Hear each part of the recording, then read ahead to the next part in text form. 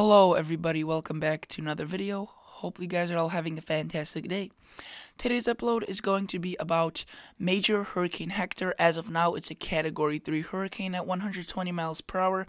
And the reason I'm making an update on this is because it is potentially going to impact Hawaii, which is obviously part of the United States, which is obviously going to bring enough concern to update you guys on this. However, before we spin off into this video, consider subscribing to my channel. I'm not telling you right away to subscribe without watching the video. You could just check out my channel, check out some of my other videos, and then you could consider subscribing. Just keep it in the back of your mind, and that would be very much appreciated. So let's go further into this. So you can see there is Major Hurricane Hector right there, and there's Hawaii. You can see it's a little bit small on there. Obviously, Hawaii is a very small state, and there's several islands. I think there's 5 major islands that make this Hawaii up, and there is definitely plenty of area for this hurricane to go, besides Hawaii, but this is getting uncomfortably close to Hawaii. So right there you can see this is already Sunday, August 5th, 2018. Right here is the date. This is how many hours it is in the future. Right here, 42 hours.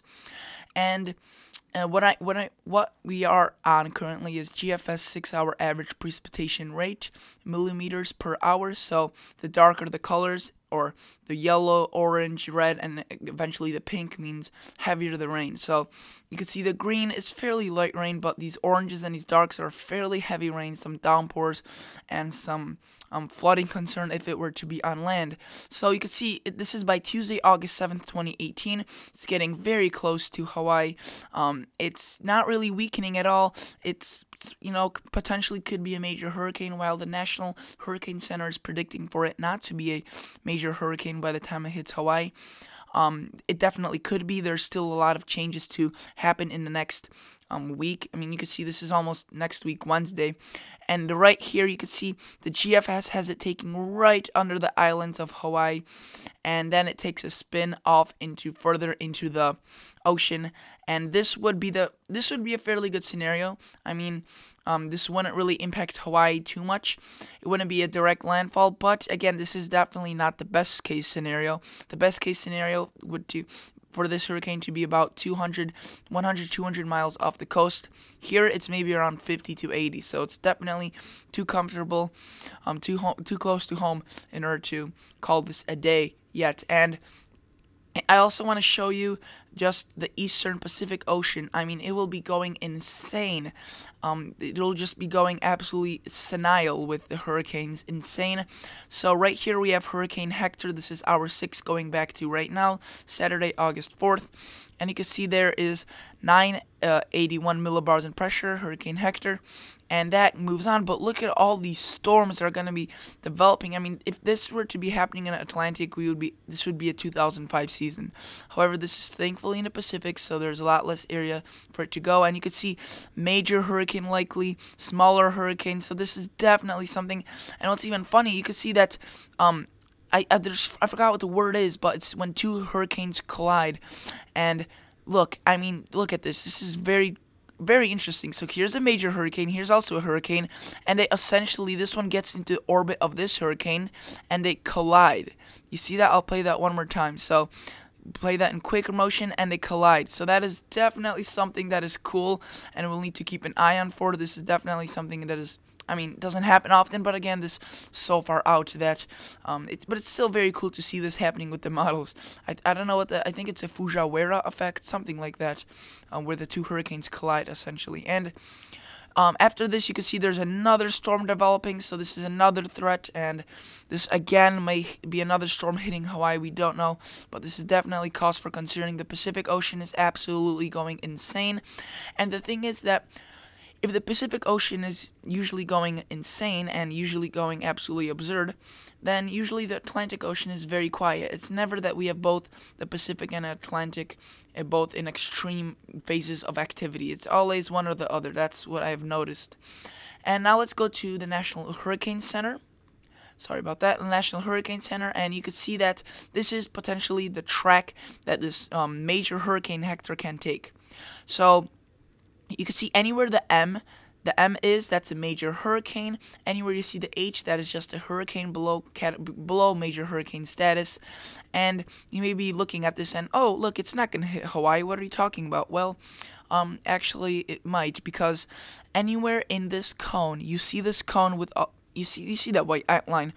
That's where the center, not the impacts of the storm, that's where the center of the storm can track. So the storm can go right along here and completely miss Hawaii. It could go in the middle. That would be the best case scenario if it went right here. But it could go right in the middle, which would be an okay scenario. But it also might go right along the coast and essentially make a landfall on Hawaii. So that would be the worst case scenario, and that would be the center of the cone and center of the storm, and the impacts would pretty much be for the whole state of Hawaii. And in case you're wondering why are these in two different colors? This area of shaded color is potential track area day 1 to 3, and this is potential track area days 4 to 5. So this is as updated as Friday, August 3rd, 2018, and you can see right there, major hurricane wind speeds greater than 110 miles per hour. So this is Hurricane Hector. I would like to go back here and show you, just look at this, the Pacific Ocean. Look how many investments there are potentially to form into hurricanes. So that's Hurricane Hector. It's Category 3, 120 miles per hour, minimum central pressure at 967. So you can see the models are kind of underdoing it. So that is at least the GFS is. And you can see Saffir-Simpson wind scale Category 3, movement 12 miles per hour. So, you know, moderate pace for a hurricane, not stationary, but not definitely quick moving. And you just go back here and you can see 60 in the next 48 hours percent. 90% of development in the next 5 days, and the same story with this. And this one also pretty high chance, but this one's further out. So a lot of activity in the Pacific that we will be covering, and Hurricane Hector is our main priority as of now. So I'd like to go back to this website called Vent2Sky, and this is a great website which shows you basically what the hurricane, it's another version of what the hurricane may look like at a certain time. So right now we are at wind speed 10 meters above ground. Let's zoom in, sorry, not zoom out. Let's zoom in on major hurricane Hector. As you can see, as of now, the GFS is completely unassuming it way off. It's stating that at its strongest, it's around 77, barely a Category 1 hurricane. However, it's a Category 3 hurricane. And if we play this into time, you could see that this will be slowly strengthening. This is Saturday, 1 o'clock in the afternoon.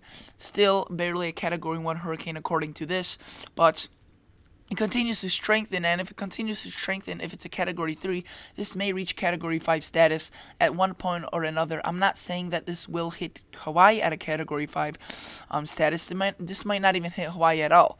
But you can see Monday, early in the wee morning hours of Monday, next week, we zoom in, you can see according to this GFS, the wind speeds will be at 85, 84, but again, the GFS does not have a good handle on this, but I still want to show you what could happen. So, this is Wednesday, you can see right here, Wednesday, according to GFS, very close, uncomfortably close to Hawaii, and max sustained winds at 84, according to the GFS. Again, we can't really take that for as 100% being accurate, but another thing I want to point out with this thing is that if this hurricane were to develop or take a southerly track, it could potentially go to the south right here and then move back up north, and that would be probably even worst case scenario, probably the worst, because right in this area, southwest, south of Hawaii, are the worst, or not the worst, the best conditions for a hurricane development. There's minimal wind shear. There is very warm waters. I mean, waters in the 80s and 90s versus cooler waters just off the east coast of Hawaii right here, where this hurricane will be tracking, Hurricane Hector. And the waters here are 80s, 70s, which are, you know, conducive for a hurricane, but they aren't the best. So this may be just weakening, maybe just staying right around the strength it is right now, Category 3, before it gets close to Hawaii. So that's why if it can go to the south, and actually I think it was, there was two, Debbie maybe, and a different one in the Pacific Ocean, 2016 and 2014. There was two hurricanes that went from the east and they ended up hitting Hawaii basically at the same point where Hector can hit it. The southern main island. I don't really know what its name is, but this could happen like that and just end up as a tropical storm hitting Hawaii. But if it takes a southern track and goes like that, that could definitely lead to a bigger disaster. But that is still, we're getting too far ahead. We're getting ahead of ourselves, and I don't want to make panic in any sort of way. So let's go to the Central Pacific back, and I would like to show you the European model. And you can see the European model is also showing a hurricane, but it's kind of interesting how the European model is just showing a straight line with this storm. I mean, look, it starts here, goes south of Hawaii, barely, still pretty close to Hawaii, but then it just goes straight across. No major movements in terms of left or right or up or down, just straight across, making a beeline for it. So that would be better case scenario than what the GFS is showing, but again, we can't really take the GFS as a good model because as of right now it's completely disorganized. So let's go to the CMC, which is the Canadian model, another fairly good model. You can see right there is Major Hurricane Hector strengthening according to this, and according to the CMC, again, not making landfall to Hawaii but getting extremely close. So this is definitely something we'll need to keep an eye on for. And that is basically it for today's video. Thank you guys so much for watching. It was pleasure bringing you guys this update. Please consider subscribing to my channel. Please consider liking the video, and as always, see you guys in the next episode.